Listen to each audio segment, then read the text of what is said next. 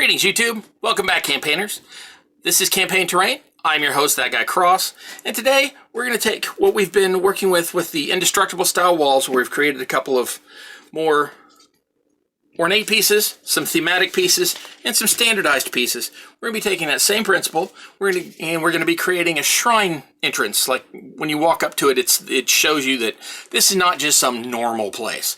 I've gone from a prototype, I've gone through a couple of revamps, and I ended up with something I'm really proud of. So that's what we're going to do today. I'm going to show you how to make this shrine entrance right here, right after the bump. During the bump, remember, like, share, subscribe. There's going to be some ways to help out the channel over here.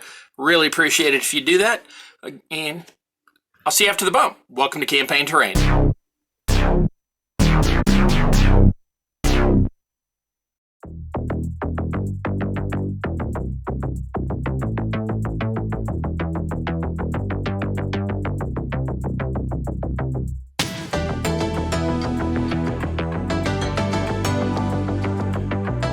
Jumping straight in, there's a bunch of ironing to get the texture onto the foam, just like the last couple of weeks. There'll be a link up in the corner to one of the videos where you can see that. So this one's textured. I did both sides just so I wouldn't have to worry about if one side was smooth. So this is going to be my floor layers, my step layers, like this. And then this thicker piece over here with a thinner piece here attached to the back will be these upright pieces. So this is the first prototype I did. I really like it. I just decided it was too small. I wanted to go one more layer tall. I want it to be a little wider. And these aren't really as beefy as I'd like. So that one's out of the running. This is one I started the other day, and you're actually seeing version 2. Because I got partway through this one and realized I screwed it up. So these two are off to the side, but these are our prototypes. This one is about 3.5 inches wide, sitting on a 4-inch square. And I decided that was too small, so I was going to go for a 5-inch by 5-inch. This doesn't have the bottom one on yet, so it's not going to be as large. So what I need to do is cut 5-inch strips off of this piece so that I can have my steps out of that. So I'm probably going to do it this way, because I think I can get more total square inches this way than I can if I do it this way. So I'm going to cut across it in 5-inch things, and I'll be right back to do that. Give me just a second. Rightio, I'm going to be using the lines on my mat, make it easy, but you can use a square, you can just measure it out and do it however you want, but we're going to cut 5-inch pieces, 5-inch lengths crosswise on the sheet. So again, I am super right-handed, so I'm sorry that some of this is going to be sort of back far from you and you're not going to be able to see it, but you get the idea. So line my straight edge, whatever kind I'm using. In this case I'm using a square, but you can use any kind of ruler, just a straight board, whatever you need. So this is my 5-inch mark, and I'm holding the blade, again, low shallow cuts this way, but this way I want it as vertical as possible, just so these bricks or flagstones or however you want to call these end up looking right. So I wanted this pretty much vertical. So, oops, don't need that much out. Really, really sharp knife. Doesn't have to be this kind of knife, whatever kind you want to use. Now, I'm a big fan of gauging rather than measuring, so for my next one, I'm going to use the one I just used. And again, low shallow cut, keep the verd bladical. Yes, the verd bladical. I'm just inventing words, why not? Okay, so the top piece is only going to be 1 inch deep. So we can cut another 5-inch piece out of here. This should be 2 inches. No, it's not quite. So I could cut another 1-inch strip and 5 inches and get a top square out of that. I don't know that I'll need to, but may come back to that. The first one I know is going to be 5 by 5. So again, I can use the lines on my mat, or I can use the measuring technique, or I already know this is 5 inches. So I'm just going to lay that across it, and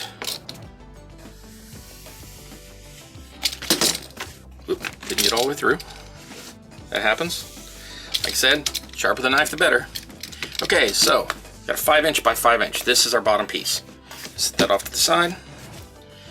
And then I need a 4-inch piece. And for this, I'm not going to be able to gauge. I don't think that's exactly 4 inches. No, it's not quite. That's just a little shy. I don't know if you can see that, but that's not going to work. But it will work for the next step up, which is 3 inches. So we're going to go ahead and cut that one while I've got it in my hand.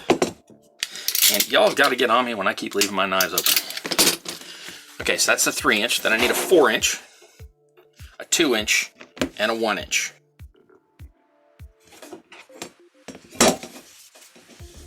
I'm just going to skip forward in this. That's done. 5 inch by 5 inch, 5 by 4, 5 by 3, 5 by 2, 5 by 1. And those are going to be our stairs or tiers on this rise. From here on out, as far as this goes, you can decide how you want to do your masonry. The way I am doing it, I want there to never be a gap over a gap. So I'm going to offset everything here. But because I have now switched from a 1/2 inch deep to a 1 inch deep step, I'm going to have to offset some things. So all of my odd numbered stairs, now this is just for me, you can do it a different way. All of my odd numbered stairs are going to have a line in the middle and a half tile at each end. But they're going to be a solid tile front to back. My second and fourth are going to have a full tile all the way across, no half tiles. But they're only going to have a half a tile front to back, so they're going to have a line all the way across. And the way we're going to make that line is we want to map out where we're going to put them. As I said, this one's going to be offset by a 1/2 inch, and then a line all the way across so that it's a full tile deep, but offset with a line in the middle. So I line that up with my 5 inch grid, take something straight, line it up. I'm using the dots to eyeball this. There's dots on this cutting mat. You can do however you need to. You can measure out the 1/2 inch. You can just put it where you think it looks good, whichever. And I'm going to take that and I'm going to follow these lines. Now to get the line in the right spot, I don't want this edge right above this dot. I want it just a little off to take into account the thickness of the pen, because it's got a little bit of a nib. Now you're going to want to use a color that's different than you're cutting on. Black pens do not show up very well on the black rubber that I'm using, but if you're using a different color, black maybe work for you. But I find that reds and purples and things like that show up better. So here's what I'm doing. And it's that simple. When I come back with the heat tool, I'm going to lay it right on that line. So I'm going to map all of these lines out, and I'll show you that in just a moment. But let me show you. Let's start with this 4th tile. This one's going to have all of the lines correctly across this way, which I'll get to in a minute. But this first one needs to come back a 1/2 inch. So what we're going to do is lay that down, find that 1/2 inch mark, and draw that line across. So that's the first one, and that's the stair that you're actually going to see when the figure is standing on it. You do not have to put all of the lines all the way back because they're going to be hidden by the next step up. However, to get the lines to match on the side, you're still going to need to know where those are. So line it back up again, and 1 inch back from there. That's where my next one's going to be, and then I'll have 2 more lines on this. So I'm going to get all of these marked out, and I'll be back to show you how to put them in with the heat. Right? I cheated a bit. I had a 2 inch piece left over from last night, so that's where we're going to end up in a minute, but I'll show you. It won't make sense to you until I describe it. So this is the top piece, 1 inch deep, 1/2 inches offset. I hope you can see those lines on camera. Yeah, there you go. So you see where I drew the lines on there. Now you'll notice that these don't look anything like this. We're about to get to that. So we're going to take a pair of scissors, knife, sandpaper, however you want to do that. I just take these and take the corner off. Now if you're using scissors, you want to go up the corner, not this way. If you go this way, it's going to leave a weird ridge on it, so you want to go up the corner just to take off just enough to round it off so it doesn't look like it's brand new, just been made. That's the 1 inch. Let's show you on the 3 inch with a knife. You can do the exact same thing. All you have to do is cut. Again, really sharp knife is better. And just take off the corner. Just enough to round it over. And you can do that a couple more times if you want, if they're still too angular for you or anything like that, but that's all a matter of choice. First, there are other ways than this specialty tool to get this sort of look. You can use a knife blade and do the V-gouge where you cut in one side and then the other side and then peel out the gouge, however you want to get these grooves in here, but I have found this to be the easiest, simplest way. Now, this is a specialty tool. It is not particularly expensive. These range anywhere from $8 to $20 depending on which brand you get it, where you get it, if you got a coupon, all of that sort of thing. So mine was about $15. I did not have a coupon, so this is about a $15 tool in my hand. This particular one has an on-off switch, and it takes like no time to heat up. So this is about 30 seconds. So as you can see, this one's cool to the touch. I haven't turned it on yet. It's got a little on switch, click. Now, don't touch it because it immediately starts to heat up, but it's gonna take it a few seconds on that. So let me talk about what we're gonna heat while it's heating. On this one, I've only got 5 little lines here. I'm going to need to follow those lines and then follow them down the side. I do not need to do the bottom because, well, it's going to be hidden. You won't be seeing that. So cross these lines down the side. Now it gets a little more complicated as we get into the bigger tiles. You want to definitely know which is going to be your front piece so that you know how deep to make your lines and where to make them. On this particular one, the number 5, the bottom one, I'm going to do a line all the way across on only the bottom square, and that's just going to be right where that 4th stair lines up, just so it looks like there's a solid groove all the way across there. On these others, I'm just going to nick them a little with the heat because it doesn't have to go all the way across. Start with the 1 inch. We're going to follow these lines. Now that it's hot, you just lay it across right on that line, and it takes it just a little bit of time, like half a second, to really sort of burn its way in. Now you see all these fumes. You're going to need to be wearing a mask. I'm only showing you a couple of cuts, and then I'm going to be putting my mask on and taking care of all this, and then I'll be back after that. So you are definitely going to wear a mask with this. I made a line across. Now right where that line is, I want to take the wire and use that to also go down the sides so that it looks like a tile, not just a line in the surface. Now, even though I've got a line drawn in here, it's kind of a long line, and you have to hold this at a funky angle, and you can slightly bend this, and it doesn't hurt it too much. So, but it can get kind of squirrely from you. So what I'm going to do is take this straight edge, metal, not plastic. Wood will work, not plastic. So I want to take that, line it up with that same line I drew, and then just run it along as if I'm cutting it, just to get that dent melted into that. Then once it's there, and it'll hold the wire by itself, if you need it a little deeper, you can come back by and do it a little more, but you don't want it too crazy. You don't want to go all the way through it. So that's it. I'm going to create lines all the way across just the front step on each of these layers, and then I'm going to do the tile edges all the way around on all of these. Be right back for you. Okay, all this are done. Going to want to make sure that your tool is definitely turned off, preferably unplugged. Cools off in about 15 seconds, so this one was on less than a minute ago. I'm going to go ahead and unplug it though. Set that off to the side. So we are done with it, unless you just want to put more designs onto your uprights later, which you can do however you want to do that.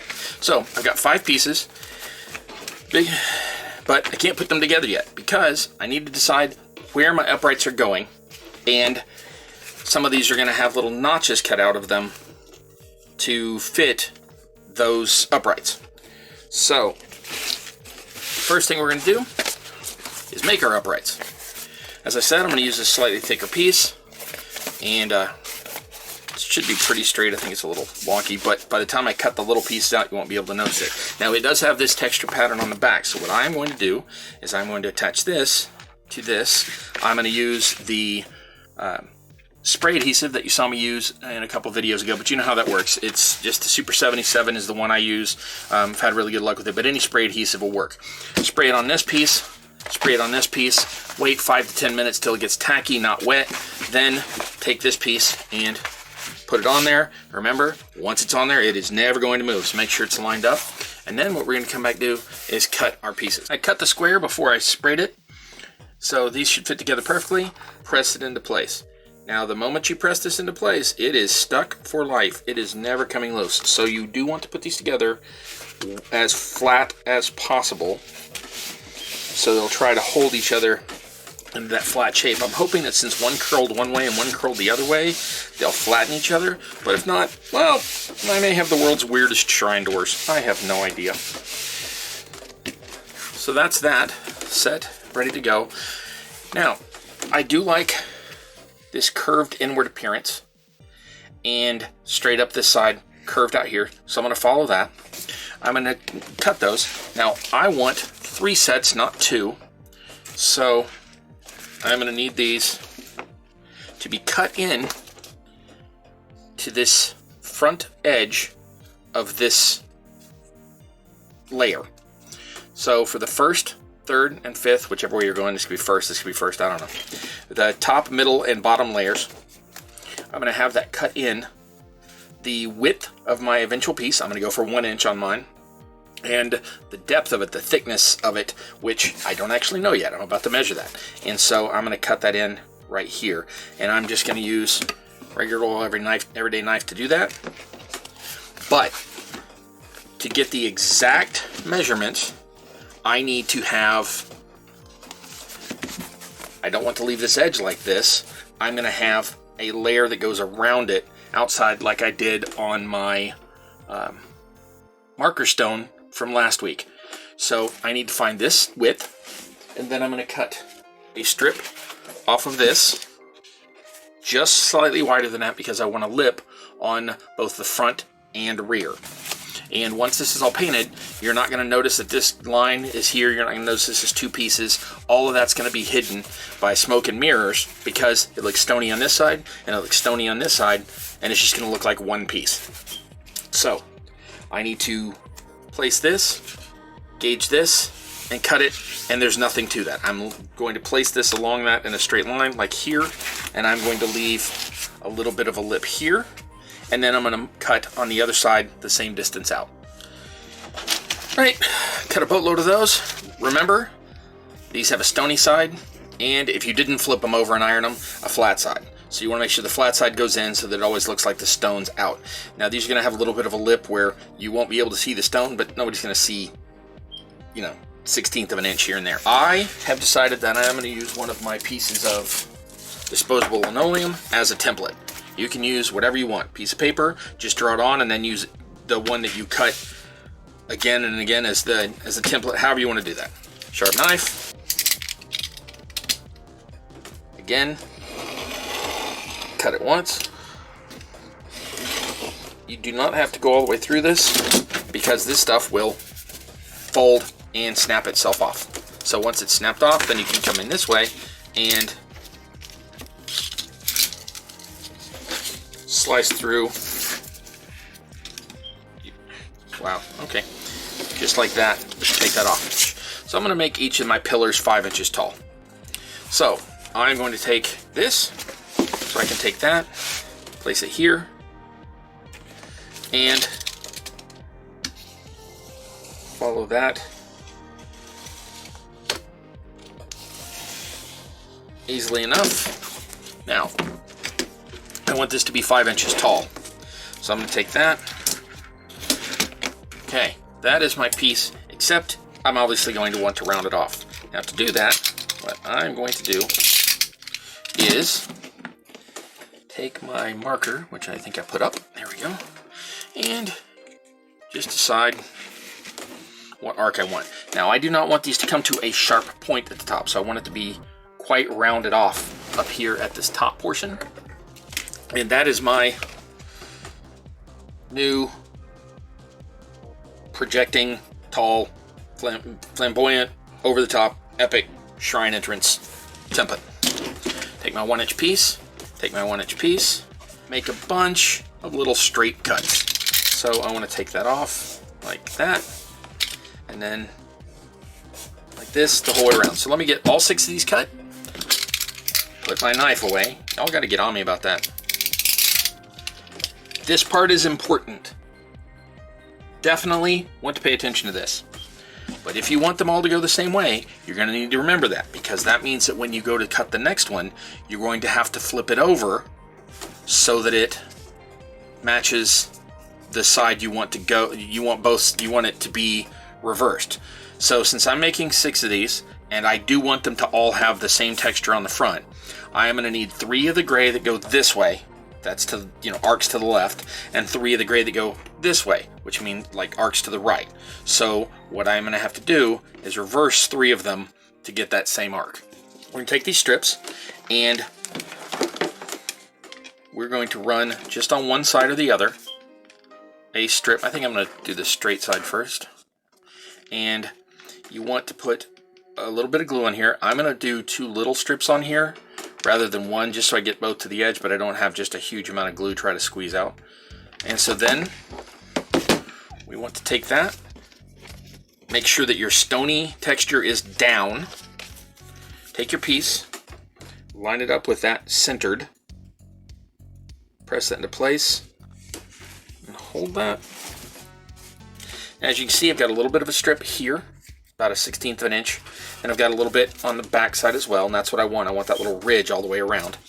So then, same thing, we're going to come around the rest of this and press this into place, and then trim off the end. I'm going to finish these up, and then we'll jump to the next step. Here are all our foam bits cut and textured. So we've got 6 uprights and 5 stairs, and 1 little offcut, you'll see why in a moment, without a strip around it, by itself. So now, you need to decide if you want this to stand on top and simply glue on, which you can do. I don't think it's as sturdy. Or if you're going to actually want to cut a rectangle into this for this to fit in. And that is what I'm going to do. So that is why I need one of these offcuts. It's the right size already. It's the 1 inch across and the right thickness. So what I'm going to do is take that and I'm going to put it at the front edge or the back edge or the middle, however you want to do it. I have decided that I'm going to put mine in the middle.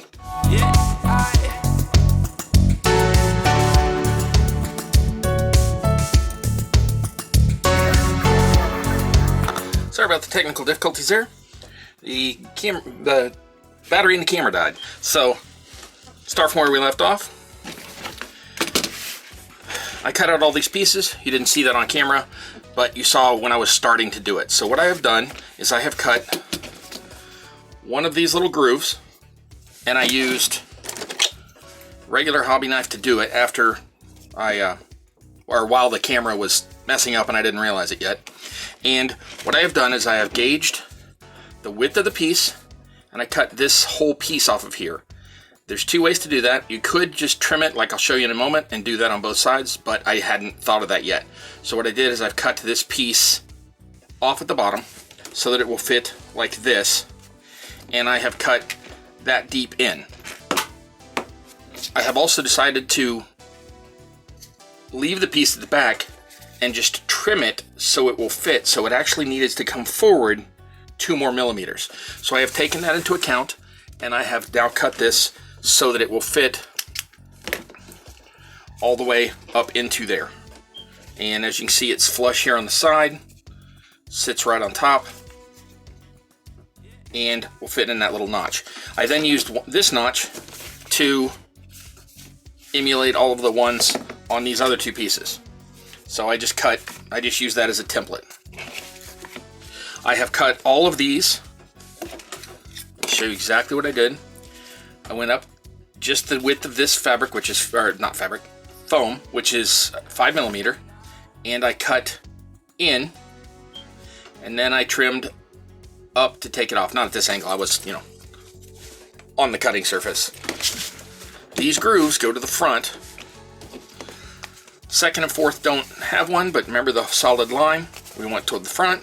So this is going to go here, and each layer that we glue on, we're going to want to keep really, really, really flat. At the end, we're going to have a base because of this notch, and we'll get to that in a minute, and that's going to help keep it flat. But in the meantime, we don't want to have to be trying to fix something like this. You know the general idea. Put some glue on it. Line it up, make sure all of the perimeter edges line up, and squish it down. If you get any squeeze out, wipe it off. You know how it goes. Glue, glue, glue. Now, these little pieces, not the bottom one, we'll get to that in a moment, but these the one on the top tier and the middle tier, gotta come back after and just put a little bit more in there. I didn't want to try to do all of that at once, so line that up. But you want to take this at the same time and make sure that that's going to fit just right. Got all those glued, got them spaced out, use the piece to get them the right shape, or exact right width. Now we're onto the linoleum for the bottom. Now, some of these are more flexible than others. You're going to want to use a more rigid one if you have that option. I've already cut a square, 5 inches by 5 inches. This part's really basic. Peel the paper, the stuff's really sticky on the back. Press into place.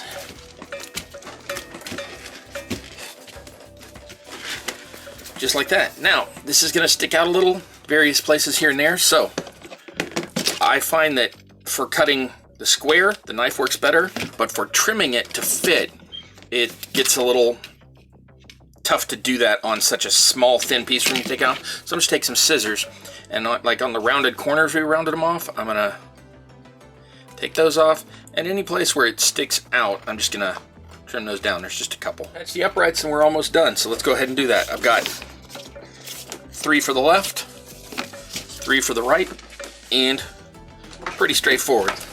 Put some glue in here on the bottom and on the edges just to make sure you get good coverage.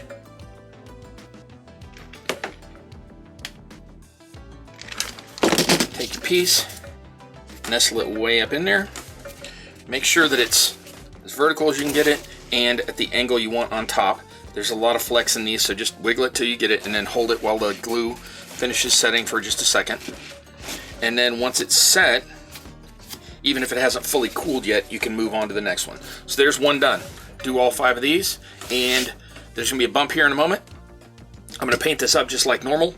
I'm gonna have a link up here to that paint technique. It's gonna get my stone painting again, and when you see me again in a moment, this will already be in beauty shots, and I'll come back and have a little wrap up.